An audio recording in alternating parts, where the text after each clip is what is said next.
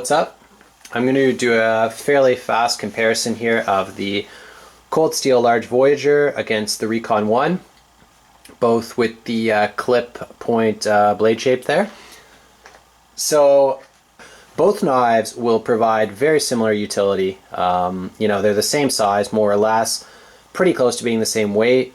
The blade material is the exact same, but the difference is when it comes down to value.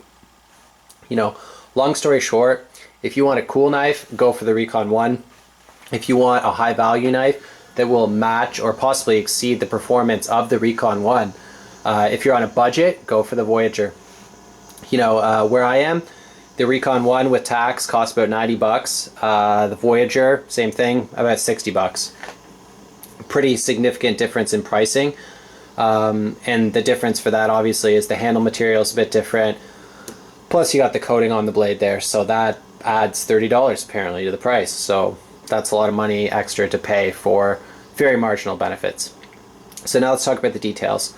The blade grind is slightly different. On the Voyager you have more or less an FFG stonewash finish. I think it's pretty nice. I really like the stonewash. I think that looks pretty cool.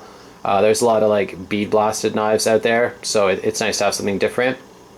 Also, the Recon 1 is hollow ground, and it does have that black coating on there, which will wear off and start to chip. I've had this for probably, I don't even know now, maybe a month or more. There's a little bit of wear and tear going on there, definitely. It's not as bad as everybody kind of makes it seem like. I have not batoned with this knife. I think that probably that will wear the finish a lot faster than anything else because you're dragging it through the wood. So that's going to pretty much destroy the finish in a few minutes. I think that that's kind of a miss on this knife, honestly. I really wish that they'd either scrap the finish altogether or add $10 to the knife and put something durable on there that's going to wear gracefully. So I don't know. That's the reason why I held off buying this knife for quite a long time. Is I thought that I was going to have to excessively mod it after purchasing. I was concerned about the finish. I thought that would look very poor, very fast, and it surprised me that it's held up fairly well. And the pocket clip, I was concerned that this was going to rip up my pants like everybody says, and there's all these videos out there about the JB Weld mod and all this stuff that takes like hours to do. All I did was just take off the clip, tape it off there, sand underneath, and it's been great, no problems. So I was definitely off the mark with this knife in terms of holding off for so long because of various reasons. But I'm very glad that I took the chance, and it led me into buying a second knife from Cold Steel. So I'm very quickly becoming a fan of the company, let's just say that. So, but I mean, aside of that, the blade shape is pretty much identical. You got the clip point there. I guess there's kind of a flat portion here on the Recon 1. But yeah, it's got a lot of belly there.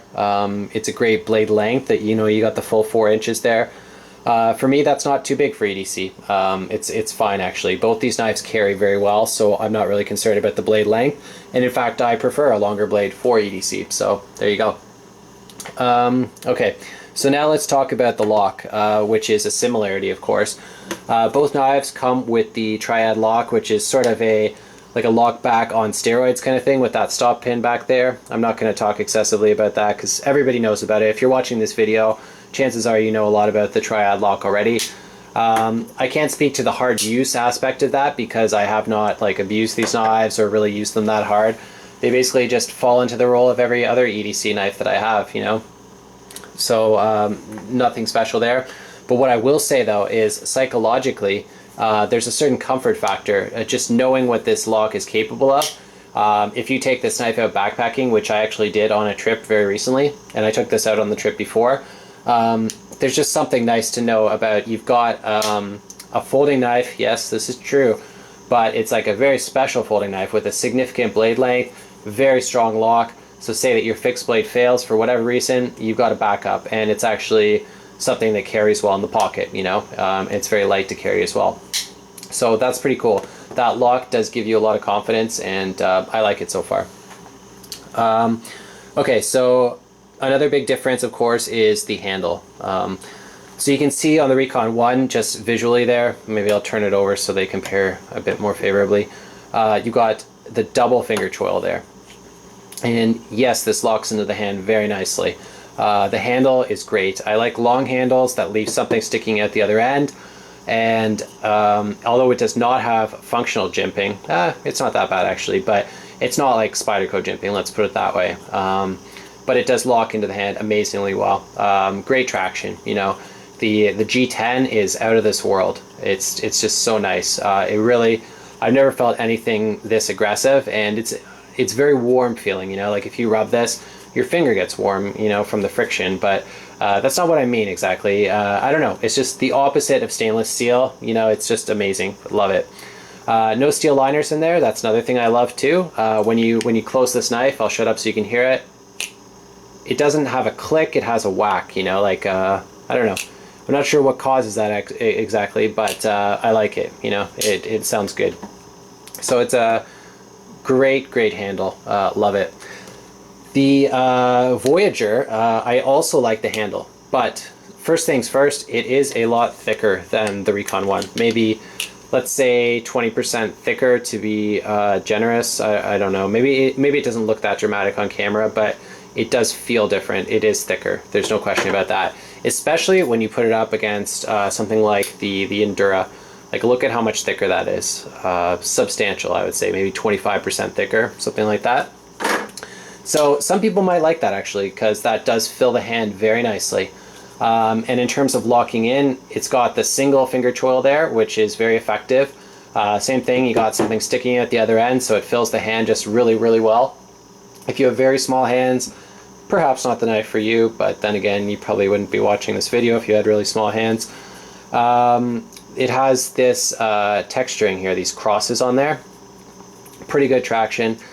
We are talking plastic now instead of G10, although I believe G10 is some sort of a plastic. I'm not going to get into that, but yeah, as far as like an FRN, I believe they call this Grivery, but whatever, FRN, GRN, it's all the same stuff. Excellent traction. Maybe not as good as the Spyderco bidirectional texturing, not going to say that, but along the same lines. It's not a world apart from that. So you've got a nice pattern there, and it works. It does a good job. I think eventually I might sand underneath the clip here as well, because this seems to have a bit of a difficult time getting in and out of the pocket, but nothing too bad really, for sure. Yeah, so the handle is pretty good, but I will say it's a little thick and it carries a little bulkier than the Recon one, definitely. Okay, you have lanyard holes on both handles there. So the lanyard hole on the Voyager is a little larger, but you can get 550 core through both of them, so it doesn't really matter. The pocket clips, they're very similar. You know, it's mostly an aesthetic difference, but overall I think those are very similar looking clips. Perhaps it's a little higher on the handle with the Recon one, but not a big deal. Yeah, so I didn't think I would like those clips, but they're not bad at all, really. I think they're pretty good as far as they go. What else can I say? Deployment, I'll just show you both of them very fast here. Nice and fast, you know, much faster than I thought. It took me a little while to get used to the Recon one, but now that I did, you can stomp that out very fast. Oh, here's another difference, okay? So the thumb stud, you can see on the Recon 1, it definitely favors right-hand deployment. This one is pretty much 50-50, but I believe you can adjust both of them and perhaps take the thumb stud out entirely. I haven't adjusted either of them because both styles work just fine for me. That's another thing to consider, is that these knives are both ambidextrous friendly. They both come with left-handed pocket clips that you can screw in there. It's kind of funny with the cold steel clips that they don't make it like reversible. It's basically like they ship the knives with two clips, and you just put on the left-hand one if you are a lefty. I actually am a lefty, believe it or not, but I pretty much do a lot of things right-handed except for writing, so it doesn't bother me at all. I like it the way it comes. So yeah, I already gave the summary. I think both knives are awesome. You know, it's really a question of value, I suppose, and cool factor. The Voyager, I'm not going to say it's a cool knife, definitely not, but it's a good knife, let's put it that way.